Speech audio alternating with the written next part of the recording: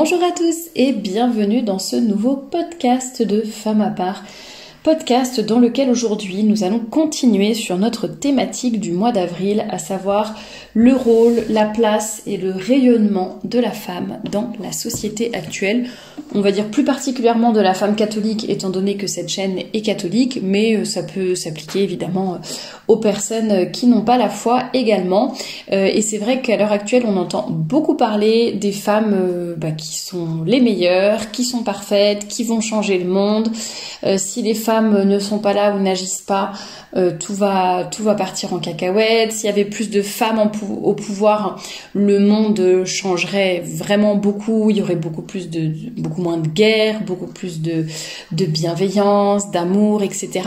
Bref, je pense que le fait de changer le monde, c'est vraiment un sujet qui a plutôt été pris, on va dire, par les féministes. C'est un terrain qu'elles occupent beaucoup puisqu'elles sont très concernées par l'importance que peut avoir la femme, tout ce qu'elle peut faire, tout ce qu'elle peut accomplir, etc. Ce qui n'est pas mauvais évidemment en soi, mais nous allons voir en quoi il est beaucoup plus intéressant de le voir d'un point de vue non pas féministe mais plutôt féminin et profondément catholique, et pour pouvoir voir nous rendre compte, peut-être prendre conscience de tout le pouvoir que nous avons. Alors peut-être pas dans un sens féministe, peut-être pas le pouvoir dans un sens politique, économique ou je ne sais quoi, quoique, mais en tout cas nous avons vraiment le pouvoir et surtout le devoir de changer les choses au quotidien. Parfois on a l'impression qu'on a un poste pas très important dans notre vie, que ce soit au travail, dans notre famille, etc., que par rapport à notre âge ou à notre au domaine professionnel dans lequel nous exerçons, et nous avons l'impression qu'en fait on est toute petite et on n'a pas de rôle à jouer, mais si, nous avons toute notre pierre à apporter à l'édifice. Et dans ce podcast, je vais vous présenter 10 façons dont les femmes peuvent changer le monde. Et puis évidemment, je fais juste le rappel très rapidement, mais en barre d'infos, vous trouverez tous les liens comme d'habitude. Si vous voulez développer tel ou tel sujet, sur le blog, ils sont à peu près tous développés. J'ai déjà parlé de beaucoup de choses depuis le nombre d'années que j'écris sur ce blog, donc femmeapart.com, le lien est dans la description, mais également la boutique de robes et de jupes femmeapart, shop.femmeapart.com, et puis les liens vers les différents réseaux sociaux si vous voulez me suivre, et n'oubliez pas de vous abonner à la chaîne si vous voulez ne manquer aucune nouvelle publication. Il y a des podcasts, des chroniques de livres, des chroniques d'actualité, des entrevues pétillantes et plein d'autres choses, donc n'hésitez pas à vous abonner. Alors le premier point va vous paraître assez déconcertant peut-être, comment les femmes peuvent changer le monde. Et premièrement en étant féminines. Et oui, pourtant c'est important de le rappeler, parce que justement je parlais du féminisme tout à l'heure, mais c'est exactement ça. On a l'impression que pour les féministes, pour pouvoir avoir d'un point de vue féministe, pour pouvoir avoir du pouvoir, un impact, changer les choses, etc. Finalement, il faut être un homme, il faut tout faire comme les hommes, il faut les copier, que ce soit dans leur langage, dans leur tenue vestimentaire, dans leur choix de vie, de métier, etc. Et on a l'impression que vraiment une femme féminine, finalement, n'a pas beaucoup de valeur, pas beaucoup d'impact, et que la seule chose qui fait qu'elle pourrait changer les choses, c'est en voulant faire comme les hommes. Et il n'y a rien de plus faux, nous avons été créés différents et complémentaires, et donc nous avons beaucoup de choses à nous apporter mutuellement. Ça ne veut pas dire que nous n'avons que des différences entre hommes et femmes, bien heureusement il y a aussi des choses qui nous rapprochent, qui nous sont communes, etc. Mais mine de rien, nous avons une façon différente de fonctionner, une psychologie différente, presque un langage différent aussi. J'en ai déjà parlé dans des conférences. Et physiquement, nous sommes différents aussi. Nous n'avons pas les mêmes visions à court terme, à long terme. Les hommes qui vont s'intéresser peut-être davantage aux choses abstraites, aux choses lointaines. Nous, on va plutôt s'intéresser aux relations sociales, à ce qui est concret, à ce qui nous touche, ce qui est proche de nous, à court terme, etc. Bref, bon, ça c'est des généralités, bien sûr, ça n'empêche pas qu'il y ait qu'il y ait des exceptions, mais en tout cas la majorité des femmes et des hommes sont ainsi, et donc il est très important de vouloir assumer sa féminité et rester féminine si l'on veut vraiment faire le bien et changer les choses. Pour moi, c'est vraiment une histoire de... oui, c'est ça, d'assumer et puis de ne pas chercher à jouer un rôle, de ne pas chercher à se déguiser, que ce soit au sens métaphorique ou au sens propre, hein, par rapport aux vêtements par exemple, ou à l'apparence. Mais voilà, il est vraiment important d'assumer cette féminité, j'en ai déjà parlé aussi à plusieurs reprises, donc vous verrez bien de quoi je parle, mais en fait plus on assume notre nature, ce que l'on est, etc., plus on va être aligné, on va être en accord avec nous-mêmes, notre colonne vertébrale va être alignée, et c'est ainsi que nous pourrons avoir une certaine verticalité, tendre vers le meilleur, tendre vers la perfection et pouvoir apporter notre touche personnelle au monde. Si nous essayons d'être tous semblables, copier notre voisin, être des espèces de clones ou de robots là qui sont tous identiques, ça n'a aucun intérêt.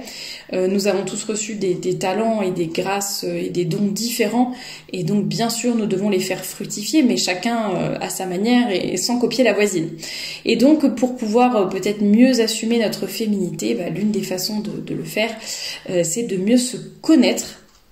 Il y a beaucoup, malheureusement à l'heure actuelle, la féminité est tellement dévoyée qu'il y a beaucoup de dérives, de confusion. Il y a aussi beaucoup de choses qui nous éloignent, qui nous coupent de cette féminité. Par exemple, je pense à la pilule qui nous coupe complètement de notre cycle. Je pense également à certains discours ou ouvrages féministes tels que ceux de Simone de Beauvoir qui nous donnent une vision de la maternité qui est complètement faussée, voire qui va nous dégoûter finalement, plutôt que de nous faire comprendre ce qu'est la maternité, etc.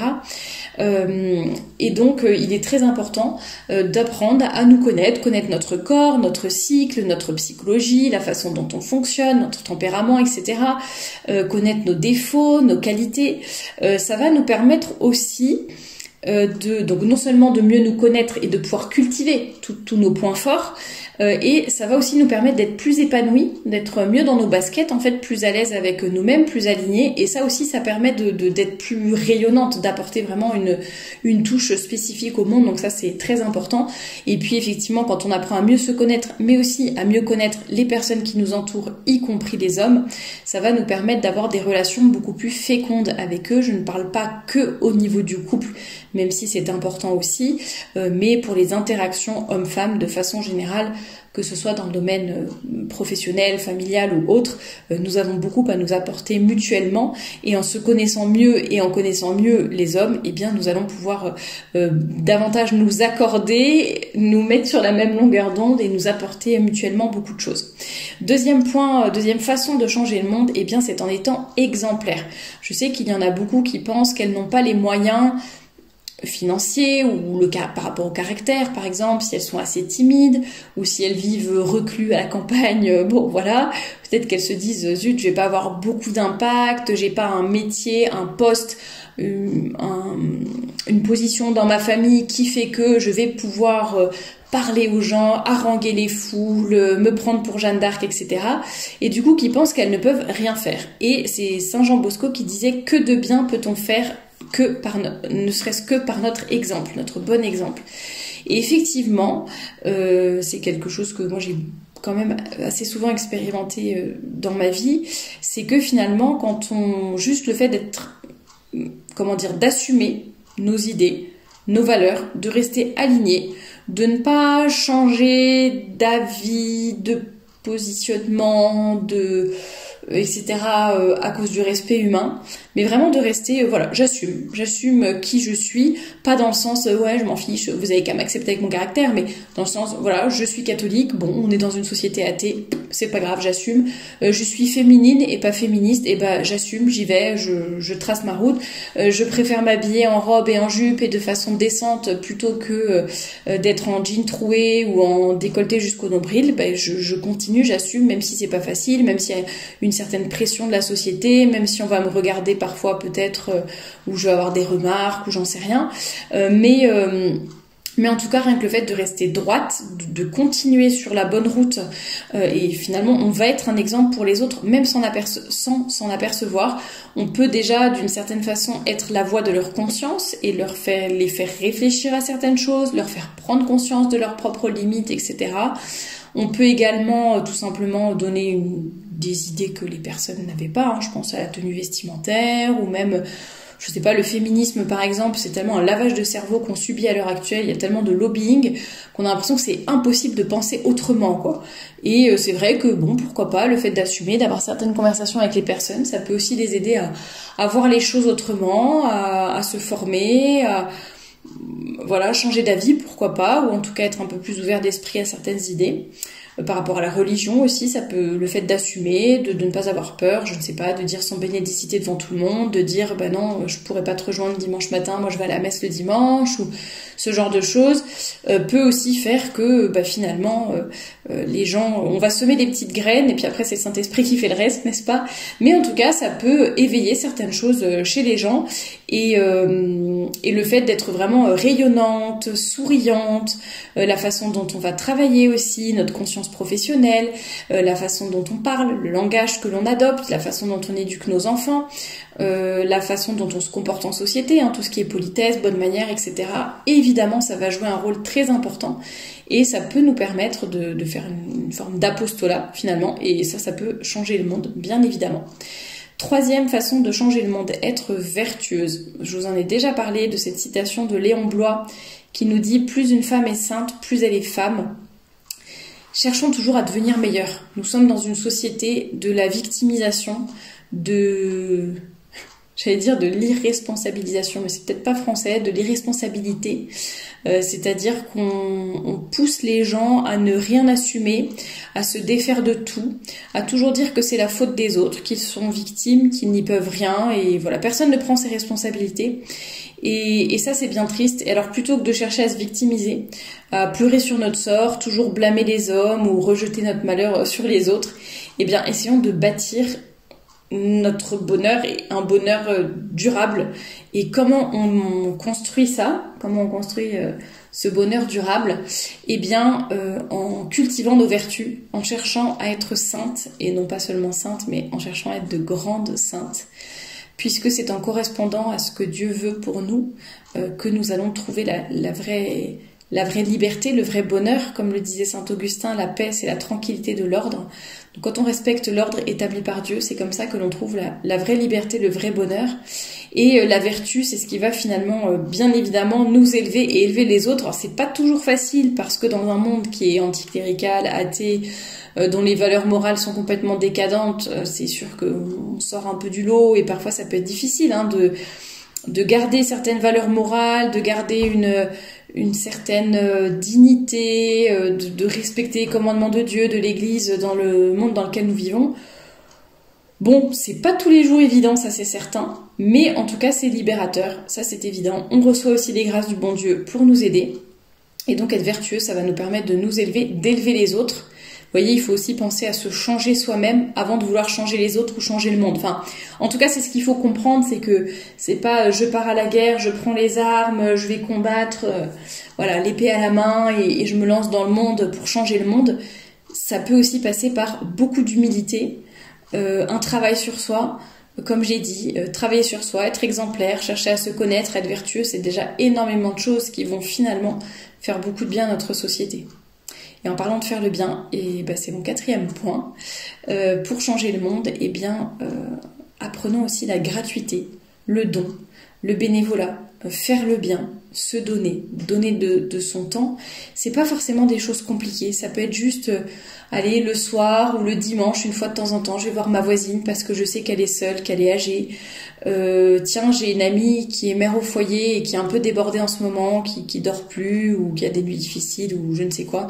Allez, je vais lui donner un petit coup de main, je vais lui faire son ménage, je vais lui prendre ses 2 aînés pendant 1 heure au parc pour qu'elle puisse souffler pendant 1 heure. Enfin, j'en sais rien, vous voyez, il y a tellement d'idées, tellement de choses que l'on peut faire dans sa paroisse, auprès des pauvres, auprès des malades, etc.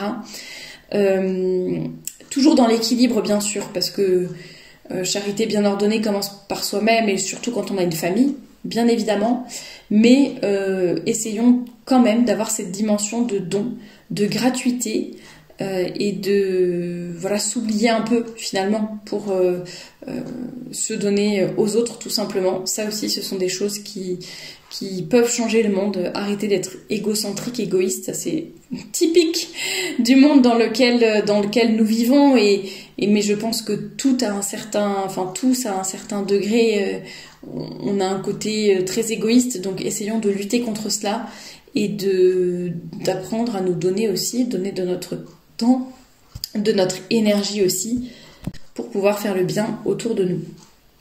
5e point, j'avais noté répondre à notre vocation et développer nos talents.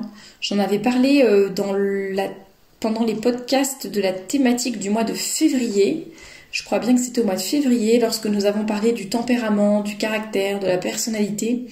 Et je vous avais reparlé à cette occasion des ouvrages d'Alexandre Diany-Navard qui nous parle de la mission de vie de chacun de nous, du fait que chacun a reçu des talents et des dons particuliers qu'il doit faire fructifier pour son propre bien, mais aussi pour le bien des autres, à petite échelle, j'allais dire, à l'échelle de la famille, etc., mais aussi à plus large échelle, au niveau du monde, puisque c'est ce dont on est en train de parler, changer le monde, tout en restant soi-même et tout en restant une femme féminine. Et donc, nous ne sommes pas toutes appelées à faire la même chose. Nous avons toutes une vocation différente, une mission de vie différente.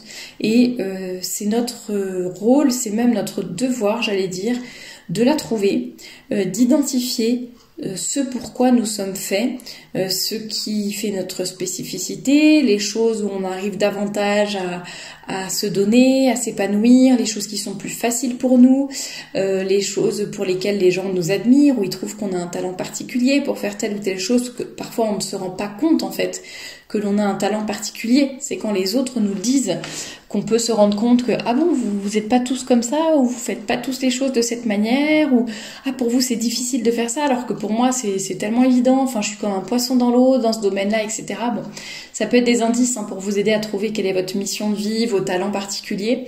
Il y en a qui sont plus dans les métiers du soin, il y en a c'est plutôt artistique, enfin je vais pas tous les lister, mais voilà, nous avons tous des talents et le fait de les développer va faire aussi que l'on va pouvoir davantage correspondre à ce que Dieu veut de nous. Finalement, c'est dans les évangiles, qu'il y a cette parabole des talents, et le bon Dieu n'était pas très content quand...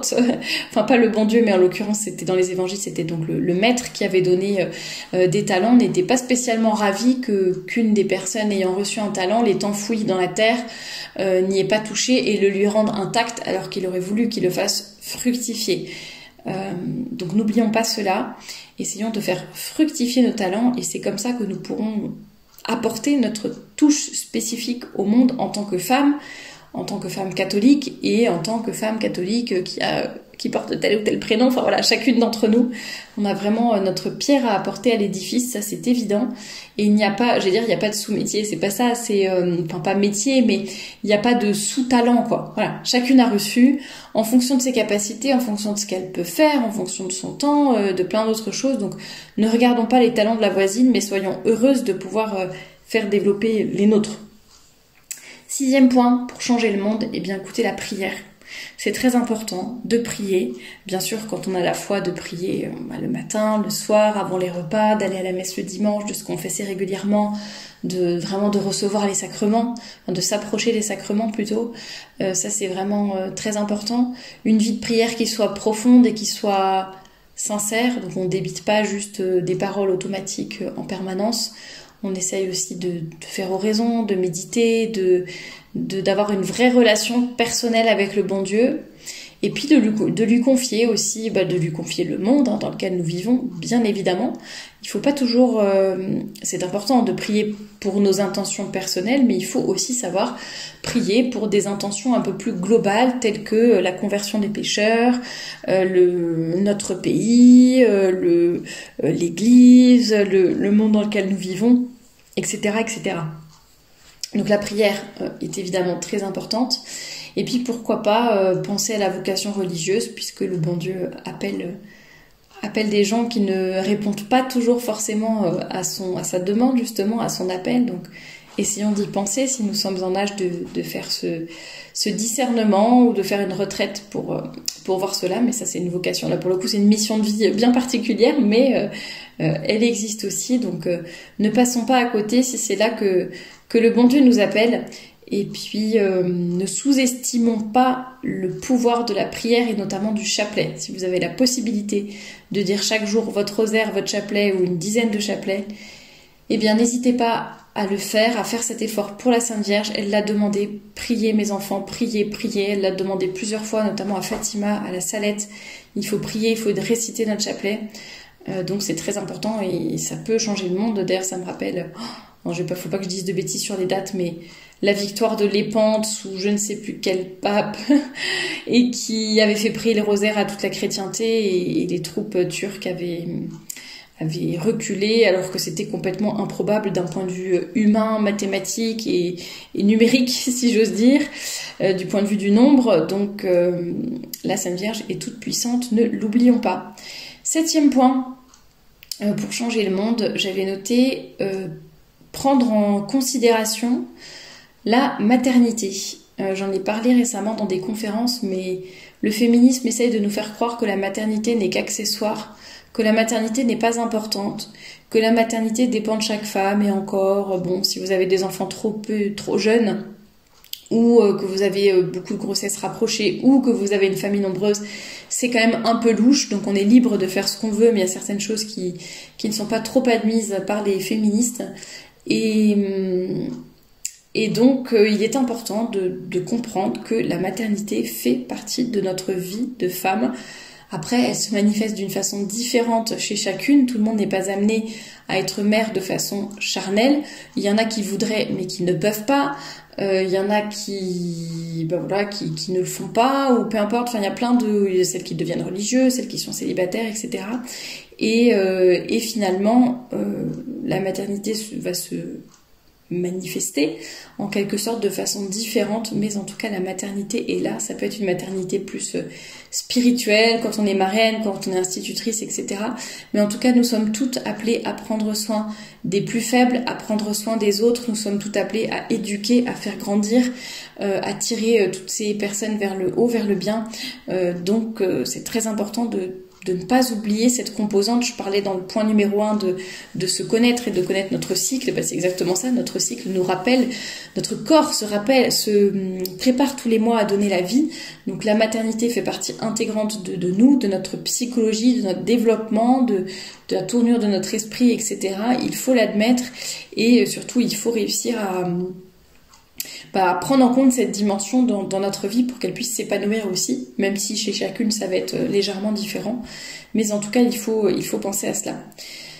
8e façon de changer le monde, eh bien, c'est en étant des femmes libres, libérées du regard des autres, libérées du respect humain. Donc toujours sous le regard du bon Dieu, ça c'est important, mais pas forcément le regard des autres. Et surtout libérées de la fausse liberté que la société nous propose. Une femme libre, une femme droite, être des femmes honnêtes qui n'ont pas peur d'être elles-mêmes, qui n'ont pas peur d'assumer leurs idées, d'assumer leur féminité. Voilà, c'est la vérité qui vous rendra libre, comme a dit notre Seigneur. Donc des femmes qui aiment le vrai, le beau, le bon. C'est ça des femmes libres et c'est ce à quoi nous devons tendre sous le regard du bon Dieu et pour toujours faire le bien autour de nous. 9e point, j'avais noté dompter notre sensibilité. Ça, je pense que vraiment, ça c'est quelque chose qui peut vraiment changer le monde, qui peut changer les rapports hommes-femmes, qui peut nous aider dans tellement de domaines professionnels, personnels, familiales, etc. Il y a tellement de disputes, de quiproquos, etc. qui pourraient être évitées si l'on apprenait à maîtriser notre sensibilité, qui est donc une bonne servante mais une mauvaise maîtresse. Comme c'était dit, je crois, dans le livre du Père Jean-Dominique, dont je vous avais parlé. Eh bien, je ne sais plus si c'était en janvier ou en février, mais Adam, où es-tu? Vous le trouverez dans la bibliographie du blog. Tous les liens sont dans la description, hein, femmeapart.com, bibliographie, vous cherchez Adam, où es-tu, Père Jean-Dominique, et vous aurez donc non seulement le lien pour acheter le livre, un lien affilié, mais aussi les liens vers les différents articles, les podcasts dans lesquels j'ai déjà parlé de ce livre, si ça vous intéresse de creuser. Et puis ça sera le cas pour plein d'autres livres que vous trouverez sur cette page de la bibliographie, donc n'hésitez pas à aller voir. La sensibilité, j'en ai déjà parlé aussi, donc il y a eu des podcasts, des articles, je vais pas plus insister dessus, mais on vit tellement dans l'agression, la rancune, la haine de l'autre, surtout par rapport aux hommes.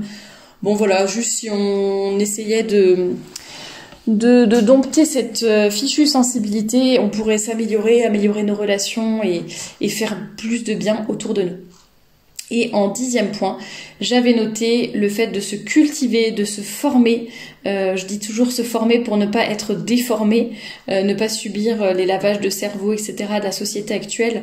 Donc essayons vraiment de ne pas rester sur nos acquis. J'ai dit que c'était important de cultiver ses talents, etc. C'est vrai, de cultiver ce que nous avons reçu, mais il faut aussi le consolider, aller explorer d'autres domaines, essayer vraiment de comprendre, de connaître, de nous améliorer, etc. Ne pas oublier les lectures spirituelles, par exemple, hein, c'est pas que des formations intellectuelles. Et voilà, nous avons vraiment un rôle important à jouer dans ce monde. C'est notre rôle, c'est pas celui de la voisine. C'est aujourd'hui, c'est pas tout à l'heure ou demain ou la semaine prochaine. Hein, c'est dès maintenant. Chacune a sa place là où elle est actuellement, avec son âge, son histoire, sa famille, ses talents, ses activités. Enfin voilà, c'est chacune, c'est pas tiens c'est réservé à une élite ou c'est réservé à certaines personnes mais pas pour moi. Non, c'est pour tout le monde.